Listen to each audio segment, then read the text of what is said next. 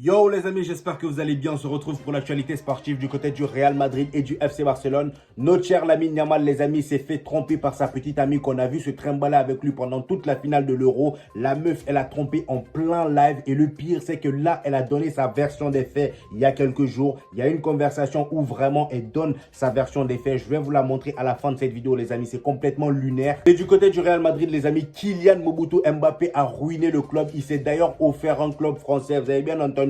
Il s'est offert un club français. Ce sont les gros sujets de cette vidéo, les amis. Donc, restez jusqu'au bout pour ne rien rater. Pendant ce temps, lâchez le petit pouce bleu qui fait toujours plaisir. Ça aide au référencement. Sans plus tarder, les amis, c'est parti. On commence cette vidéo, les amis, avec le Real Madrid qui a déjà repris les entraînements parce que je le rappelle, il y a un match face à l'AC Milan le 1er août. Donc là, les entraînements ont déjà commencé. Là, nous avons la liste des convoqués pour cette pré-saison. Comme vous pouvez le voir, on a Lunin, Courtois et Fran Gonzalez. Et ensuite, les amis, la liste des joueurs défensifs. On a Eder Militao, Lucas Vazquez, Valero, Franck Garcia, Rudiger, Jacobo Ramon, Lorenzo, Obrador, Asensio, Juan Martinez, le jeune Juan Martinez, la relève de Sergio Ramos dont je vous avais parlé dans une précédente vidéo. Donc voilà, comme vous pouvez le constater, il y a énormément de jeunes joueurs de la Castilla qui sont montés avec l'équipe 1 pour aller dans cette pré-saison. Après, j'espère qu'il y en a quelques-uns qui vont rester avec l'équipe A pendant la vraie saison, les amis. Et au milieu, les amis, comme vous pouvez le constater, on a Luka Modric, Arda Güler, Dani Ceballos, Nico Paz qui vient aussi de la Castilla, qui avait complètement disparu la saison dernière. Ensuite, Mario Martin, Jérémy De Leon, voilà le porte-bonheur de Carlo Ancelotti qui nous suivait partout où on allait en Ligue des Champions. Et ensuite, Palacios. Et les joueurs offensifs, les amis, on a Vinicius, Rodrigo, Endrick, Brahim Diaz, Latassa et Alvaro Rodriguez. Et comme vous avez pu le remarquer, les amis, il y a certains joueurs qui ont les étoiles devant leur nom. C'est les joueurs qui ne sont pas encore arrivés, qui n'ont pas encore rejoint l'équipe. Ils vont les rejoindre un peu plus tard dans la pré-saison. Donc là, les amis, nous avons quelques images des entraînements du Real Madrid. On peut voir Endrick et le jeune Juan Martinez, le nouveau Sergio Ramos. Et ici, les amis, nous avons, on va dire, les jeunes de la Castilla qui marchent ensemble. Voilà, ils se sont créés un petit groupe. Et là, les amis, sur cette photo, nous avons probablement l'attaque de l'équipe B du Real Madrid pour la saison à venir, c'est-à-dire Brahim Diaz, Arda Güler et Endrick. Et d'ailleurs, en parlant d'Endrick, les amis, on a fait une grosse erreur avant son arrivée. Je pense qu'on n'a pas suivi, voilà, les bonnes étapes pour la signature d'Endrick au Real Madrid. Fallait informer Rudiger. C'était l'étape la plus importante parce que les gars, on connaît Rudiger. La saison dernière, à l'arrivée de Jude Bellingham, il a failli le blesser en le lâchant un petit tacle, mais vraiment un tacle bien dur à la Rudiger. Le poteau a failli se blesser et là, il s'est attaqué à Endrick.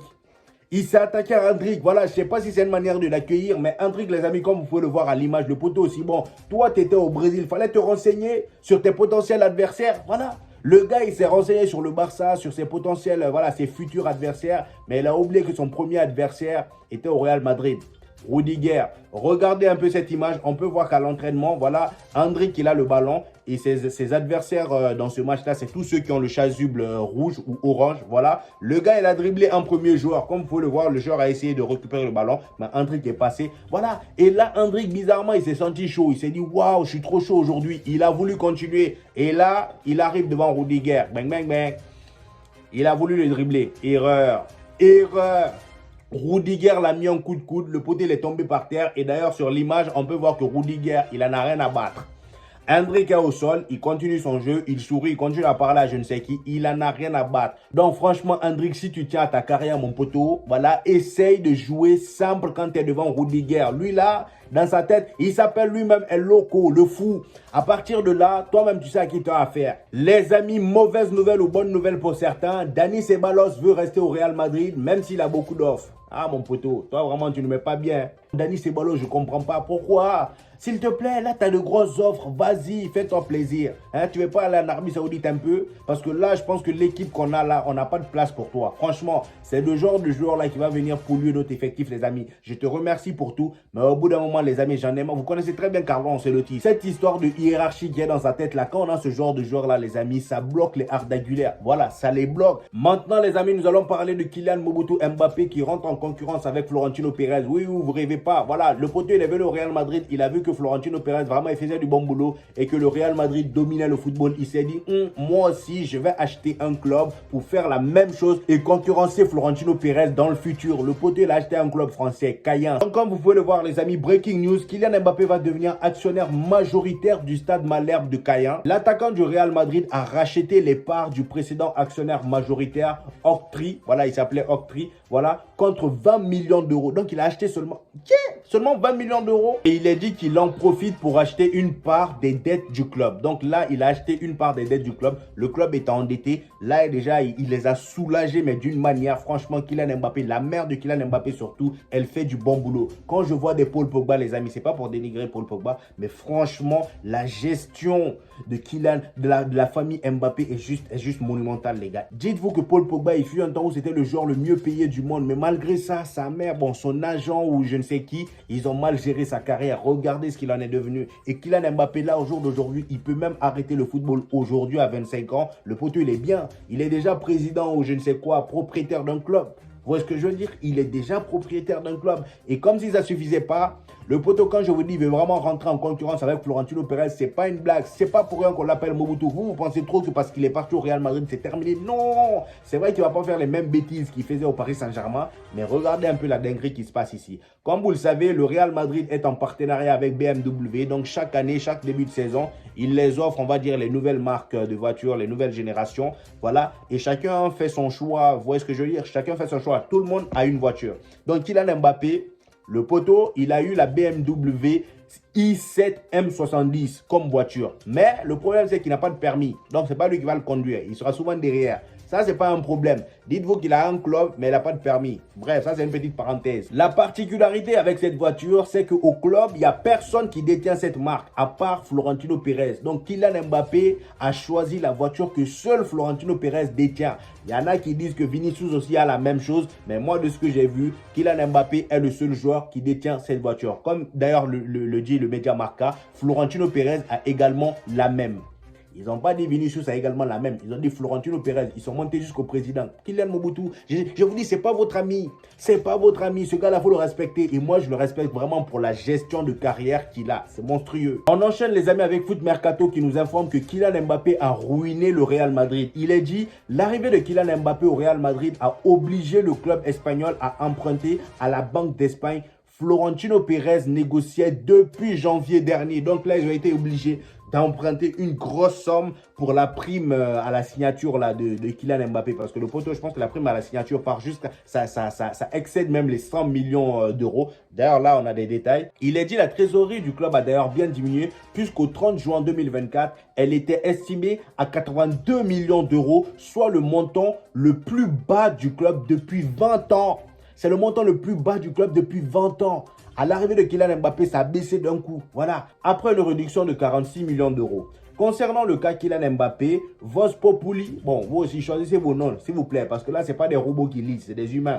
Parce que là c'est compliqué à lire. Voz Populi explique que la prime à la signature sera en accord avec le joueur versé sur les 5 années du contrat. Donc, ça sera versé sur les 5 années du contrat. Le Real Madrid espère surtout que l'arrivée de Kylian Mbappé se traduira également par une nouvelle hausse du chiffre d'affaires, tout comme la fin des travaux du nouveau Santiago Bernabéu. Kylian Mbappé a donc contraint le Real Madrid à jouer aux équilibristes au niveau des finances. En plus du sportif, Kylian Mbappé va devoir briller niveau marketing. Je pense que niveau marketing, ils n'auront pas de problème parce que déjà, voilà, la petite période, à la même période que Jude Bellingham, quand Jude Bellingham est arrivé, c'est-à-dire la même période que Kylian Mbappé a vendu 5 fois plus que Jude Bellingham. Donc, c'est monstrueux. Niveau marketing, ils n'ont pas de souci à se faire. On enchaîne, les amis, avec nos chers voisins, le FC Barcelone. Il y a aussi de très belles news là-bas. Franchement, les gars, aujourd'hui, le FC Barcelone m'a régalé. Déjà, on commence avec Lionel Messi, même si ce n'est pas un joueur du FC Barcelone, mais c'est un ancien, on va dire que c'est la légende du FC Barcelone. Il est dit, depuis l'annonce du départ de Lionel Messi, le Paris Saint-Germain a perdu plus de 6 millions d'abonnés sur Instagram.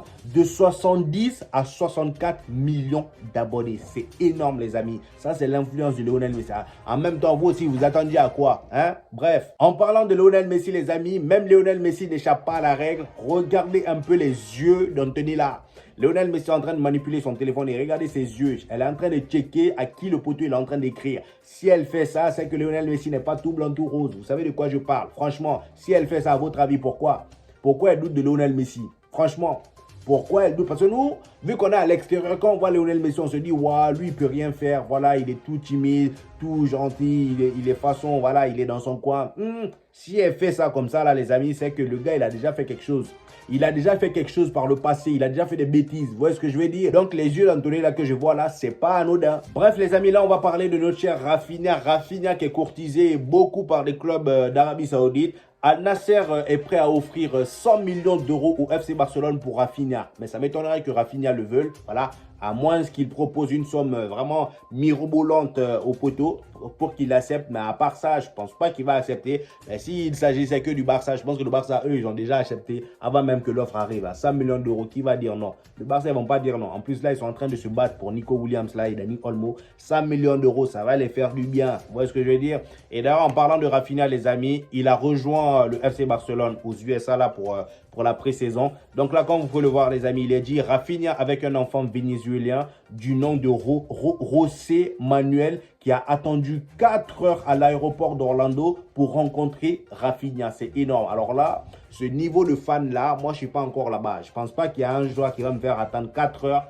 pour le voir. Même si c'est Cristiano Ronaldo, les gars, je ne suis pas aussi fanatique que ça. Vous voyez ce que je veux dire? Je les aime bien.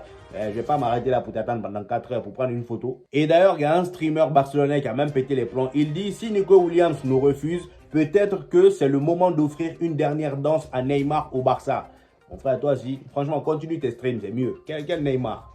Oh. Il y en a certains qui sont trop dans l'affectif. Après, ça se trouve, il y en a plein ici qui aimeraient revoir Neymar à la place de Nico Williams. Si Nico Williams refuse, donnez-moi vos avis en commentaire. Moi, je pense que c'est une mauvaise idée parce que le gars, il se blesse trop. On continue, les amis. L'Espagne a encore éclaté la France à l'Euro U19. Oui, oui. J'ai comme l'impression que là, l'Espagne, ils sont réveillés. Cette année, c'est la saison de l'Espagne. Voilà, ils ont décidé de dégommer tout le monde. Après avoir remporté l'Euro là des grands, ils ont aussi remporté l'Euro U19. Oui.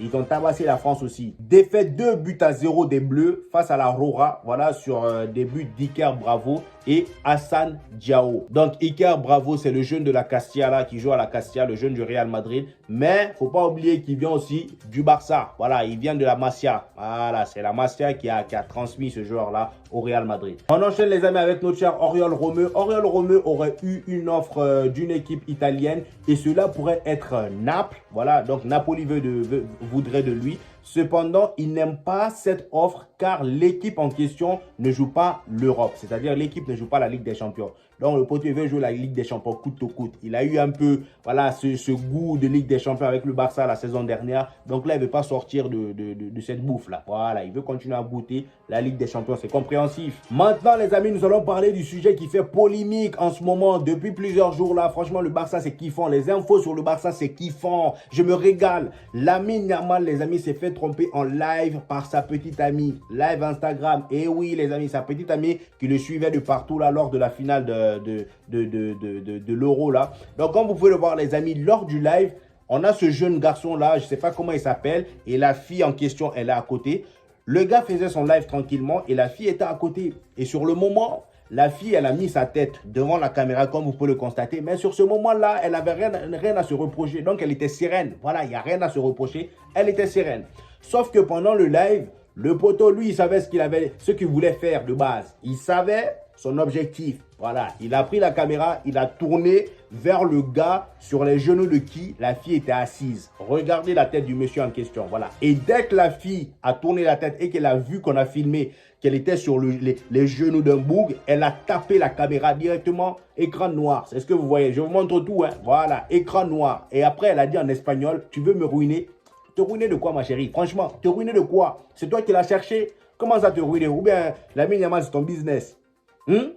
Comment ça, il veut te ruiner? Franchement. Et apparemment, à cause de tout ça, Lamine Yamal et elle se sont unfollow sur Instagram. Comme vous pouvez le voir, ils se suivent plus sur Instagram. Et moi, j'ai envie de dire, le petit frère de Lamine Yamal avait raison. Parce que lors de la finale, si vous vous rappelez bien, le poteau, il regardait mal cette fille. On se demandait, mais pourquoi il la regarde aussi mal? En fait, il savait déjà ce qui se passait. Il savait. Parce que regardez, même son regard, ça se voit qu'il n'était pas content. Il voulait mettre un gros cocotin sur la tête de la meuf. Mais dommage. Dommage. C'est pas pour rien qu'on dit que les enfants ils voient loin. Ils avaient vu ça depuis longtemps. Et venez même pas me dire dans les commentaires que Lamine Yamal ne sortait pas avec elle. Non, non, non. Comment vous m'expliquez que la meuf, voilà, lors de la finale sur son fond d'écran, il y avait une photo d'elle et Lamine Yamal sur son... Voilà, regardez-moi la photo. Hein? Ça c'est quel genre d'amitié ça? Après, peut-être qu'il y a une nouvelle amitié qui est à la mode, que moi je suis pas au courant. Mais là, les gars, vous n'allez pas me faire croire ça. Ils étaient ensemble. Et pour terminer, les amis, il y a même un fan de Lamine Yamal qui a pris son courage à deux mains. Je ne sais pas si c'est un fan de Lamine Yamal ou un ami de Lamine Yamal, mais qui a écrit à la meuf pour avoir un peu plus de détails sur cette histoire et regarder un peu les excuses lunaires de la fille. Donc, le gars l'a demandé en gros, bon, comme vous pouvez le voir, la discussion était en espagnol et ça a été traduit en anglais. Donc, je vous explique en bref parce qu'elle a beaucoup écrit. Elle était en train de débiter. Elle voulait tout faire pour, voilà, rendre propre son image. Elle a fait comprendre en gros, elle explique que c'est pas légitime et c'est pas fair play de couper une vidéo au mauvais moment pour la sortir de son contexte. En gros, la vidéo a été sortie de son contexte. Oui, ça c'est votre habitude, hein, les filles là. On sait, la vidéo a été sortie de son contexte d'après elle. Elle dit, on voit très bien que je ne suis pas assis sur son genou, comme si on n'avait pas des yeux. Ce que je vous ai montré là, les amis, elle était assise en l'air. Non, elle est assise sur un genou. Et les genoux de qui? D'un boug. Après avoir sorti tout son baratin, le gars l'a répondu, It's clear that you are sitting on the boy. Voilà. Bon, mon anglais est un peu bizarre, mais faites un effort. En gros, là, le poteau veut rien comprendre. Il a dit, c'est clair que tu es assis sur le gars. Oui, c'est clair. Même nous, on a vu. Et pour terminer, la seule chose qu'elle a eu à répondre, c'est non. Et tu le sais. On sait pas. On sait pas, madame. Bon, la morale dans tout ça, c'est que Lamine Yamal, s'il te plaît, reconcentre-toi sur ton football. Les filles, là, c'est toujours la même chose. Voilà. Et surtout, Andriki, viens ici. Toi aussi qui trimballes tout le temps ta white girl là, tout le temps, voilà, ta meuf là avec qui tu es tout le temps là, je sais même pas quel âge tu as, mais tu trimbales avec elle comme si vous étiez déjà mariés. La meuf est interdite même de jouer à des jeux GTA où il y a des filles. En tout cas, Andrick, j'espère que ça te porte, ça va te servir de leçon parce que là, les amis, ils sont encore jeunes, il faut se concentrer sur le football. Bref, les amis, c'était tout pour aujourd'hui. J'espère que vous avez kiffé cette vidéo. Donnez-moi vos avis en commentaire. Comme d'habitude, j'hésiterai pas à vous répondre. Lâchez le petit pouce bleu qui fait toujours plaisir, les amis. Et on se dit au prochain épisode, les gars. Peace!